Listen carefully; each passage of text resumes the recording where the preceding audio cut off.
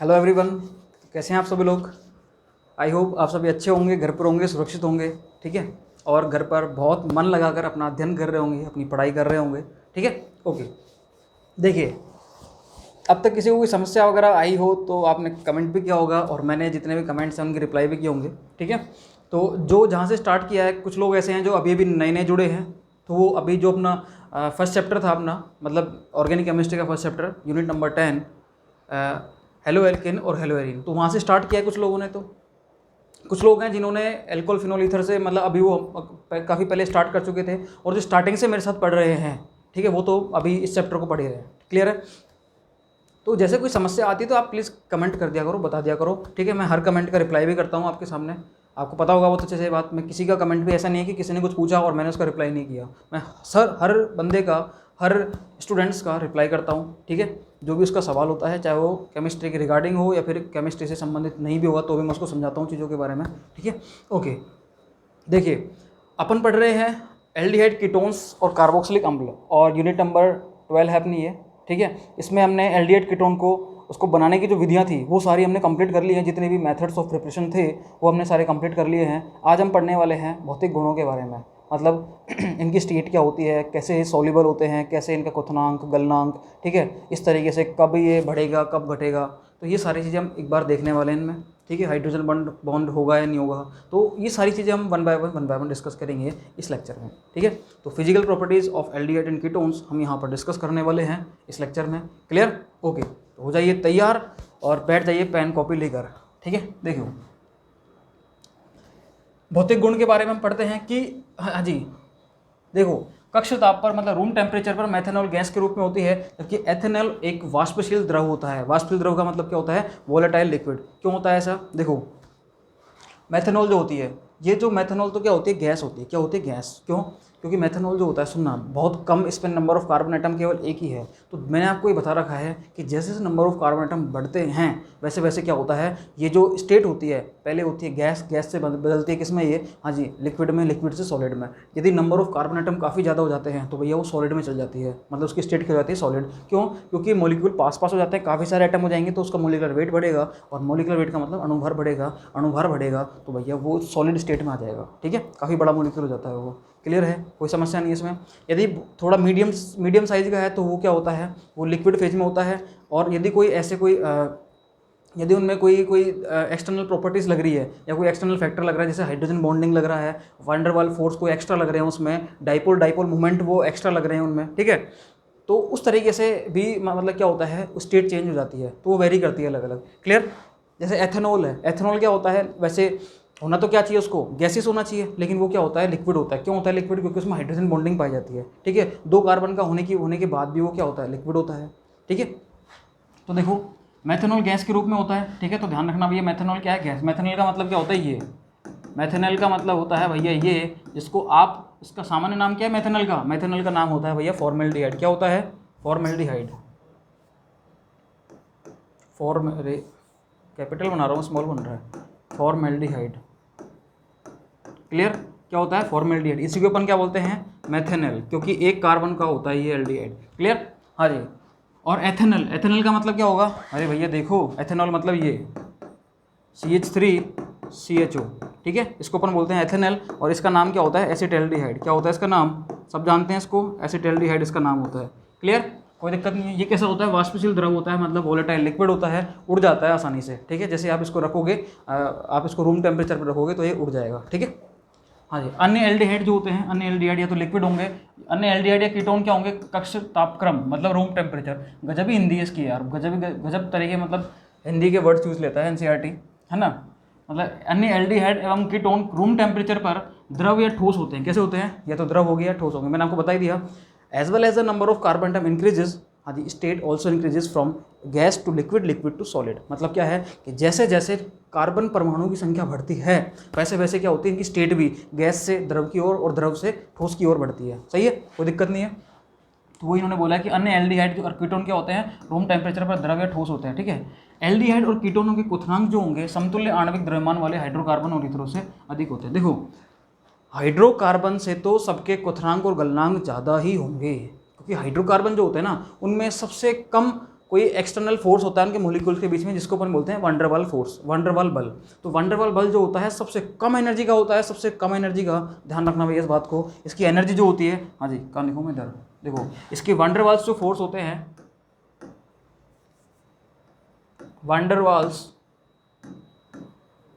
वंडरवाल्स जो फोर्स होते हैं, इनकी एनर्जी ध्यान रखना भैया कितनी होती है, 0 से 3 किलो कैलोरी। कितनी होती है, 0 से 3 किलो कैलोरी पर मोल।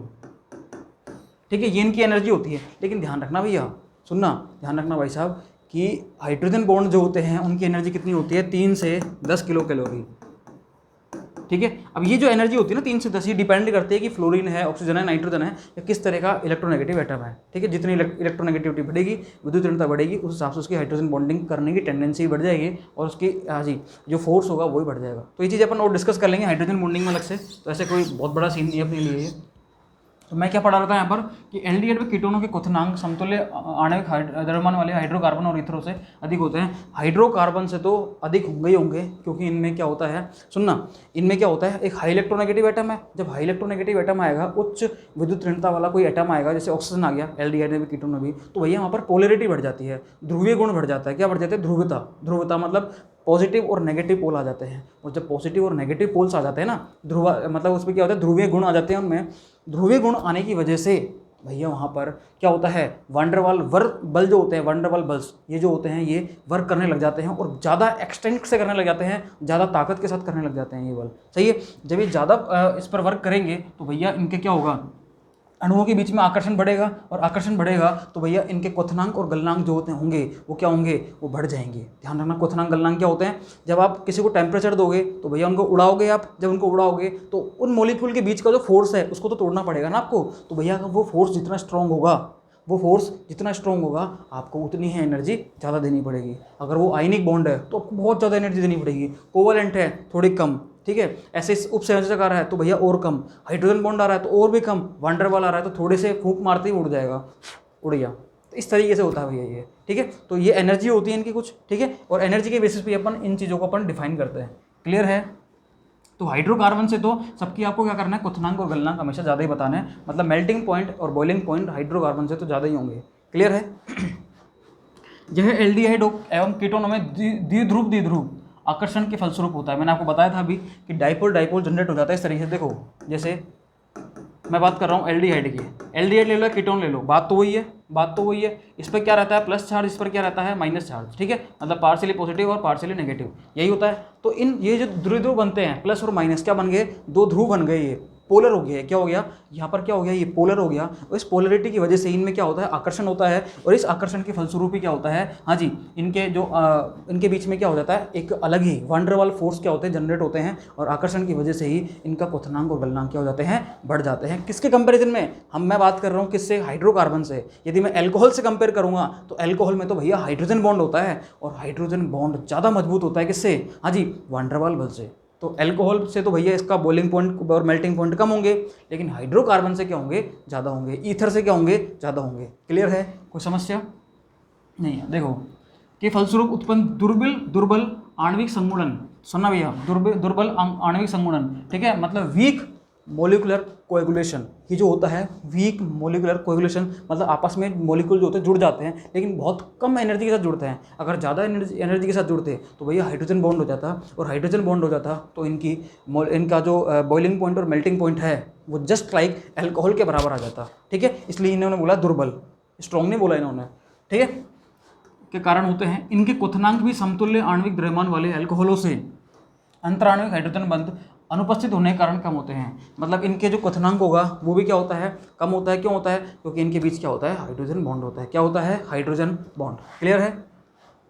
निम्न यौगिकों को, हाँ जी, जिनका आणविक द्रव्यमान 58 और 60 है, क्वथनांक के बढ़ते क्रम में रखा गया। देखो सबके इन्होंने लगभग क्या लिए, बराबर लिए हैं। सबके जो मोलिकुलर मास है, आणविक द्रव्यमान जो है, वो इन्होंने क्या लिया है, बराबर लिया है। 58-60 तो एक तरह से लगभग समान ही है। लेकिन इनके अगर अपन क्वथनांक में देखें, अपन इनके बॉइलिंग पॉइंट में देखें, इनका यदि बॉइलिंग पॉइंट देखा जाए BP, तो यदि बॉइलिंग पॉइंट इनका अपन देखेंगे तो भैया देखना, ब्यूटेन क्या होता है, हाइड्रोकार्बन है। ब्यूटेन क्या है, एक हाइड्रोकार्बन, ये प्योर हाइड्रोकार्बन है।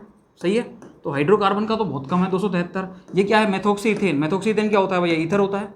क्या होता है, ईथर है ये। और ईथर का हम देखें थोड़ा सा ज़्यादा हो गया, मतलब थोड़ा सा ज़्यादा हो गया, सही है। फिर हम बात करते हैं किसकी, एल्डिहाइड और कीटोन की। ये दोनों क्या हैं, एल्डिहाइड कीटोन ही तो हैं दोनों के दोनों, ये क्या है, एल्डिहाइड या फिर क्या है ये कीटोन, सही है। ये एल्डिहाइड है, ये कीटोन है। प्रोपेनेल एल आ गया तो एल्डिहाइड, ओन आ गया तो कीटोन। देखो एल्डिहाइड कीटोन के, अरे भैया देखो 322 और 329 लगभग दोनों के तो एक साथ आ रहे हैं, बराबर ही, सही है। लेकिन देखो इनके, सुनना, इनके क्वथनांक, हाँ जी, आणविक द्रव्यमान लगभग लगभग बराबर है, ठीक है। फिर भी हाइड्रोकार्बन से ज़्यादा है, ईथर से ज़्यादा है। क्यों ज़्यादा है, क्योंकि कार्बन डबल बॉन्ड ऑक्सीजन में द्विध्रुव गुण आ जाता है। कैसा आ जाता है, डाइपोल बन जाता है, दो पोल बन जाते हैं, प्लस और माइनस। क्लियर है, कोई समस्या है इसमें, कोई समस्या नहीं है। और अल्कोहल की बात करें, ये क्या है भैया, ये तो अल्कोहल हो गया ना, ये क्या हो गया भैया, अल्कोहल का तो देखो भैया 370। क्यों होता है ये भैया, इसमें होती है हाइड्रोजन बॉन्डिंग, रीजन बता दे रहा हूँ मैं यहाँ पर। इसमें तो क्या होती है भैया, हाइड्रोजन बॉन्डिंग। इन दोनों की बात करें तो इनमें क्या होता है भैया, डाइपोल बनते हैं। क्या बनते हैं, डाइपोल, मतलब द्विध्रुव। क्या बनते हैं इनमें, द्विध्रुव, सही है। और इनका तो हमेशा कम ही होता है। क्यों, इनमें नॉर्मल वान डेर वाल बल काम करते हैं, ठीक है, जिनकी एनर्जी बहुत कम होती है, सही है। तो इस तरीके से मतलब समान अणुभार वाले भी, हाँ जी, अलग अलग क्वथनांक रखते हैं, अलग अलग बॉइलिंग पॉइंट रखते हैं, अलग अलग मेल्टिंग पॉइंट रखते हैं, सही है, कोई दिक्कत नहीं है। क्यों रखते हैं, क्योंकि देखो हाइड्रोकार्बन ईथर का अलग कंसेप्ट होता है, अल्कोहल का अलग होता है, एल्डिहाइड कीटोन्स का अलग होता है। क्लियर, इस तरीके से मैंने आपको ये रीजनिंग दे दी, रीजन दे दिया। अब आपके सामने अगर कोई क्वेश्चन आ जाता है कि क्यों प्रोपेनेल, मतलब यूँ आ जाए, प्रोपेनेल और प्रोपेनवनॉल दोनों का मेल्टिंग पॉइंट कितना होगा, किसका ज़्यादा होगा किसका कम होगा, ये सॉल्व कर दोगे। क्यों प्रोपेनेल का बॉइलिंग पॉइंट प्रोपेनॉल से कम होता है, हाँ जी। एन ब्यूटेन का बॉइलिंग पॉइंट, हाँ जी, प्रोपेनॉल से कम होता है। प्रोपेनॉल का बॉइलिंग पॉइंट एसीटोन से ज़्यादा होता है। तो इस तरीके के क्वेश्चन मेरे हिसाब से आप सॉल्व कर दोगे ना भैया। एसीटोन तो रूम टेम्परेचर पर उड़ जाता है, एथेनॉल, ये प्रोपेनॉल जो होता है भैया तो नहीं उड़ता, इसका तो अच्छा खासा होता है। इसका तो बॉइलिंग पॉइंट करीब, इसका तो आप मान के चलो कि 85 डिग्री सेंटीग्रेड के आसपास होगा इसका तो, क्योंकि एथेनॉल का ही होता है 78 डिग्री, तो सही है। तो इसमें तो एक कार्बन बढ़ गया प्रोपेनॉल में, तो इसका तो बढ़ ही गया होगा, सही है, कोई दिक्कत नहीं है। ओके, तो ये सारणी मैंने आपको समझा दी, ये सारी रीजनिंग मैंने आपको समझा दी। बताओ इसमें कोई समस्या है क्या, हाँ जी, इसमें कोई प्रॉब्लम हो तो आप कमेंट करके मेरे को बता देना है एक एक करके, ठीक है। ओके, मैं आपके सारे कमेंट्स का आंसर कर दूंगा। बताओ भाई साहब, देखिए आगे चलते हैं अपन। देखो समझते रहना भाई साहब, कोई दिक्कत है तो बता देना। एल्डिहाइड एवं कीटोनों के निम्नतर सदस्य जैसे मेथेनॉल हो गया, एथेनॉल हो गया, प्रोपेनॉल हो गया, जल के साथ हाइड्रोजन आबंध बनाने के कारण प्रत्येक अनुपात में जल में मिश्रण ही होते हैं। मतलब क्या होता है मेथेनॉल, रेथेनॉल, मतलब एल्डिहाइड और कीटोन के जो लोअर मेंबर होते हैं, लोअर मेंबर मतलब 1 कार्बन का, 2 कार्बन का, 3 कार्बन का, बस ये क्या होते हैं, ये जल में विलय होते हैं ये, ठीक है। लेकिन जैसे नंबर ऑफ कार्बन बढ़ाते हैं, मैंने आपको बताया था कि कार्बन बढ़ाने से जल विरागी, क्योंकि जो मिथाइल ग्रुप होता है ना, यदि 1 कार्बन भी बढ़ाओगे आप तो भैया वो जल विरागी समूह होता है। 1 कार्बन का मतलब जल विरागी समूह, जल से दूर जाने वाला, मतलब वो हाइड्रोजन बॉन्डिंग नहीं होने देगा। मतलब उसको अपन बोलते हैं, अगर मैं इंग्लिश में बात करूँ तो हाइड्रोफोबिक नेचर का होता है। फोबिक मतलब आपने सुना होगा ना, फोबिया मतलब डर मतलब उससे दूर जाने वाली चीज़, दूर जाने वाली। जब भी कभी आपके सामने भूत दिखेगा, भूत घोस्ट, ठीक है, वो दिखेगा तो आप दूर जाओगे ना उससे, मतलब उससे फोबिया हो जाता है, आपको क्या हो जाता है, फोबिया, सही है। जैसे मैं बोलूँ हाइड्रोफोबिया, तो हाइड्रोफोबिया मतलब ये रोग होता है भाई, हाइड्रोफोबिया ऐसा रोग होता है जिससे आदमी क्या होता है, जल से दूर रहता है। जल, उसको वाटर दिखेगा तो वो डर जाता है, लगी, ठीक है, उसको भय हो जाता है, तो वाटर मतलब हाइड्रोफोबिया हो जाता है वो, ठीक है, मतलब वाटर से डरने वाला। तो इस तरीके से हाइड्रोफोबिया मतलब हाइड्रोफोबिक नेचर का कौन होता है, एल्काइल ग्रुप होता है। यदि आप उसमें नंबर ऑफ कार्बन बढ़ाओगे तो हाइड्रोफोबिसिटी उसकी बढ़ जाएगी, मतलब उसका जल विरागी गुण बढ़ जाएगा। और जल विरागी गुण यदि बढ़ गया तो भैया वो जल में विलय होने से उसको रोकेगा और उसकी विलयता क्या हो जाएगी, जल में कम हो जाएगी, सही है, कोई दिक्कत नहीं है। तो नंबर ऑफ कार्बन एटम तो जब भी बढ़ेंगे हमेशा जल में विलयता कम होगी। क्यों होगी, क्योंकि वहाँ पर हाइड्रोफोबिक नेचर बढ़ता है, मतलब जल विरागी गुण क्या होता है वहाँ पर बढ़ता है, और इसीलिए जल में विलय होने से रोकेगा, हाइड्रोजन बॉन्डिंग कम हो जाएगी और वहाँ पर जल में विलयता भी कम हो जाएगी। क्लियर है, कोई समस्या? सुनना भैया देखो, तो लेकिन लोअर मेंबर जो होते हैं उनमें नंबर ऑफ कार्बन एटम कम होते हैं, तो आसानी से मतलब क्या होता है, जल में विलय हो जाते हैं। तो मेथेनॉल, एथेनॉल, प्रोपेनॉल, मतलब यहाँ तक के सदस्य जो होते हैं ये जल में क्या होते हैं, हाइड्रोजन बंध बना लेते हैं आराम से ये, और जल में विलय हो जाते हैं। लेकिन जैसे देखो इनको देख लो एक बार, कीटोन है ये RCOR, इसका ऑक्सीजन है, इस पर क्या है, पार्शियली नेगेटिव चार्ज और पार्शियली पॉजिटिव चार्ज, ठीक है। मैंने आपको बोला था कि हाँ जी, एक्स्ट्रा इलेक्ट्रोस्टैटिक फोर्स जो होता है ना, हाई इलेक्ट्रोनेगेटिव एटम और साथ में हाइड्रोजन के बीच में, उसी को तो अपन क्या बोलते हैं, उसी को तो अपन बोलते हैं हाइड्रोजन बॉन्ड। देखो हाइड्रोजन और हाई इलेक्ट्रोनेगेटिव एटम, इनके बीच में क्या हो रहा है, ये एक्स्ट्रा इलेक्ट्रोस्टैटिक फोर्स है, इसी को तो हम क्या बोल रहे हैं, हाइड्रोजन बॉन्ड। इसी को हमने क्या बोला, हाइड्रोजन बॉन्ड। सही है, देखो ऑक्सीजन हाइड्रोजन, हाइड्रोजन ऑक्सीजन, इनके बीच में हो रहा है, तो ये हाइड्रोजन बॉन्डिंग है, ये भी क्या है, हाइड्रोजन बॉन्डिंग है। क्लियर, कोई दिक्कत नहीं है। तो लोअर मेंबर तो हो जाते हैं निम्नतर सदस्य, मतलब लोअर मेंबर निम्न सदस्य तो क्या हो जाते हैं, जल में विलय हो जाते हैं। परंतु सुनना, जैसे जैसे एल्किल श्रृंखला की लंबाई बढ़ती है, मतलब आर बढ़ेगा, आर में क्या बढ़ेगा, number of carbon atom, number of carbon atom, number of carbon atom बढ़ेगा। ठीक है, तो क्या होगा भैया, सुनना, नंबर ऑफ कार्बन एटम बढ़ेगा तो इनकी घुलनशीलता मतलब विलेयता तेजी से क्या होती है, घटती जाती है। मैंने आपको बता ही दिया अभी, क्यों, हाइड्रोफोबिक नेचर होता है, जल विरागी गुण। ठीक है, सभी एल्डिहाइड व कीटोन, सभी कार्बनिक विलायकों जैसे बेंजीन, ईथर, मिथेनॉल, हाँ जी, क्लोरोफॉर्म इत्यादि में सुगमतापूर्वक विलय होते हैं। ये आपके सामने कंसेप्ट आता है, आपने पढ़ा होगा ना, समान समान को घुलता है, क्या होता है, समान समान को घुलता है। तो कार्बनिक यौगिक कार्बनिक विलायकों में विलय होते हैं आसानी से, और अकार्बनिक यौगिक अकार्बनिक विलायकों में विलय होते हैं। ठीक है, तो जो जैसे जैसे नंबर ऑफ कार्बन एटम बढ़ाएंगे अपन, तो एल्डिहाइड कीटोन जो होंगे ना, वो कार्बनिक विलायक, एल्डिहाइड कीटोन भी क्या होते हैं, कार्बनिक मतलब ऑर्गेनिक। ठीक है, और जो कार्बनिक विलायक होते हैं कौन से, बेंजीन हुआ, ईथर हुआ, मेथेनॉल हुआ, हाँ जी, क्लोरोफॉर्म हुआ, ये सब भी क्या होता है, कार्बनिक सॉल्वेंट, इनमें विलय हो जाते हैं आसानी से। तो ऑर्गेनिक कंपाउंड ऑर्गेनिक सॉल्वेंट में आराम से सोल्यूबल हो जाता है, विलय हो जाता है, और इनऑर्गेनिक कंपाउंड इनऑर्गेनिक सॉल्वेंट में आसानी से विलय हो जाता है। सही है, कोई दिक्कत नहीं है। जैसे NaCl है, इनऑर्गेनिक कंपाउंड है, और H2O क्या है, इनऑर्गेनिक सॉल्वेंट है, आराम से विलय हो जाएगा। बेंजीन है, ऑर्गेनिक सॉल्वेंट है, और एल्डिहाइड कीटोन क्या है, ऑर्गेनिक है, आराम से विलय हो जाएंगे। ठीक है, तो ये ध्यान रखना, ये लाइन मैं लिख देता हूँ इधर कहीं पर, ये हाँ जी, सुनना, क्या क्या लिखा मैंने, क्या बोला था अभी, समान समान को घोलता है, समान समान को घोलता है, समान को घोलता है। इसका मतलब क्या है, इसलिए लाइन का मतलब बहुत ही है, छोटी सी लाइन है, लेकिन इसका मीनिंग बहुत बड़ा है। क्या है, समान समान को घुलता है, मतलब अगर ऑर्गेनिक सॉल्वेंट हो, सॉरी ऑर्गेनिक कंपाउंड होगा तो ऑर्गेनिक सॉल्वेंट में घुलेगा, यदि इनऑर्गेनिक कंपाउंड होगा तो इनऑर्गेनिक सॉल्वेंट में घुलेगा। इसको लिख लेना, लिख लो जैसे, समान समान को घुलता है अर्थात, लिख लो, समान समान को घुलता है अर्थात, अर्थात करके लिखना भैया इधर, हाँ जी, कार्बनिक यौगिक कार्बनिक विलायकों में विलय होते हैं, कार्बनिक यौगिक कार्बनिक विलायकों में विलय होते हैं, तथा अकार्बनिक यौगिक अकार्बनिक विलायकों में विलय होते हैं। सही है, समान समान को घुलता है अर्थात कार्बनिक यौगिक कार्बनिक विलायक में विलय होते हैं, तथा अकार्बनिक यौगिक अकार्बनिक विलायकों में विलय होते हैं। सही है, कोई समस्या नहीं है। हाँ जी, इंग्लिश वाले लिखना, लाइक डिजॉल्व्स लाइक, इंग्लिश वाले लिखना भैया, like dissolves like, that means organic compounds are soluble in organic solvents, organic compounds are soluble in organic solvents, and inorganic compounds are soluble in inorganic solvents. Starting से बोल रहा हूँ, like dissolves like, that means organic compounds are soluble in organic solvents and inorganic compounds are soluble in inorganic solvents. ठीक है, तो आपके समझ में आ चुका होगा मेरे हिसाब से सब कुछ ही। ठीक है, फर्स्ट लाइन जो लिखी होगी उन्होंने, इंग्लिश वालों ने क्या लिखी होगी, लाइक डिजॉल्व्स लाइक, लाइक, हाँ जी, डिजॉल्व्स लाइक मतलब समान समान को घुलता है। ठीक है, कोई दिक्कत नहीं है। तो यहाँ तक हो गया। निम्नतर एल्डिहाइड जो होते हैं, इनमें तीक्ष्ण गंध होती है, मैंने आपको बताया था एक बार, लेकिन जैसे जैसे अणुओं का आकार बढ़ता है कम तीक्ष्ण होती जाती है और इनमें सुगंध बढ़ती जाती है। जब अपन ने इंट्रोडक्टरी पार्ट पढ़ा था इस पूरे चैप्टर का, फर्स्ट पार्ट 1, तो उसमें आपने देखना, उसमें मैंने आपको बताया था कि एल्डिहाइड और कीटोन जो होते हैं ना, इनको आप क्या करते हो, सुगंध वाले जो कंपाउंड होते हैं, जैसे किसी कंपाउंड में आपको स्मेल डालनी है, मतलब सुगंध डालनी है, अच्छी गंध डालनी है, तो भैया आप इनको यूज़ में लेते हो, इनको क्या करते हो, यूज़ में लेते हो। ठीक है, कोई दिक्कत नहीं है।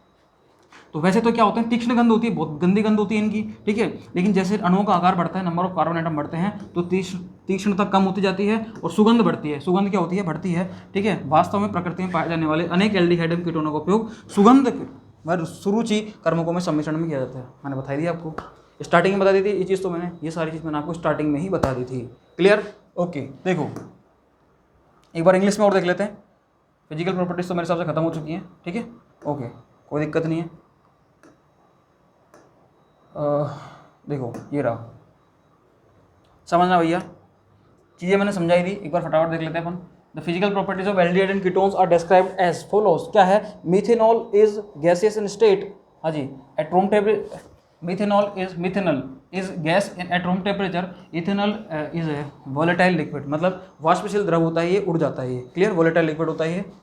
Other aldehyde and ketones are liquid और सॉलिड एट रूम टेम्परेचर, बाकी सारे जितने भी एल्डिहाइड और कीटोन्स होते हैं वो क्या होते हैं, रूम टेम्परेचर पर क्या होते हैं, या तो सॉलिड होंगे लिक्विड होंगे। The boiling point of aldehyde and ketones are higher than hydrocarbon and ethers as compare to molecular mass, ठीक है, कंपेरेबल मॉलिक्यूलर मास, मतलब यदि अपन समान अणुभर वाले यौगिकों को लें, एल्डिहाइड और कीटोन्स को और हाइड्रोकार्बन और ईथर को, तो भैया हाइड्रोकार्बन ईथर से इनके मॉलिक्यूलर जो बॉइलिंग पॉइंट और मेल्टिंग पॉइंट है वो ज़्यादा होता है, ठीक है। क्यों होता है, रीजन मैंने आपको दे दिया था, it is due to the क्या, किसकी वजह से, weak molecular association in aldehyde and ketones, हाँ जी, arising out of the dipole dipole interaction, मतलब द्विध्रुव डाइपोल इंटरेक्शन की वजह से क्या होते हैं, इनकी बॉइलिंग और मेल्टिंग पॉइंट क्या होते हैं, ज़्यादा होते हैं, सही है।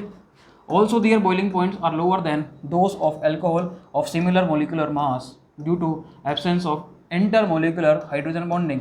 The following compounds of molecular mass 58 and 68, मतलब ये जो इन्होंने लिए हैं इस तरीके से कंपेयर करके लिया है, ये सारी चीज़ें मैंने आपको सिखा दी थी, ठीक है।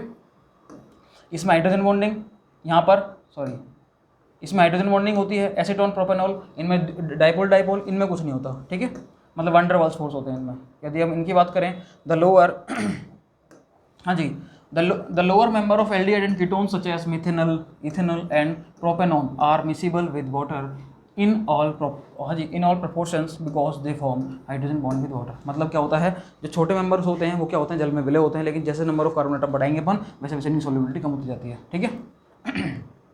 However, the solubility of aldehyde and ketones decreases rapidly on increase the length of alkyl chain। alkyl chain मतलब नंबर ऑफ कार्बन एटम बढ़ाओगे तो इनकी miscibility मतलब solubility मतलब विलयता कम हो जाएगी। All aldehyde and ketones are fairly soluble in organic solvents like benzene, ether, हाँ जी, methanol, chloroform etcetera. मतलब ये तो मैंने बता ही दिया। Like dissolve like, aldehyde ketones क्या होते हैं, ऑर्गेनिक कंपाउंड्स होते हैं, organic compound dissolve in the or soluble in the हाँ जी organic solvents like benzene, ether, methanol, ethanol etcetera, ठीक है।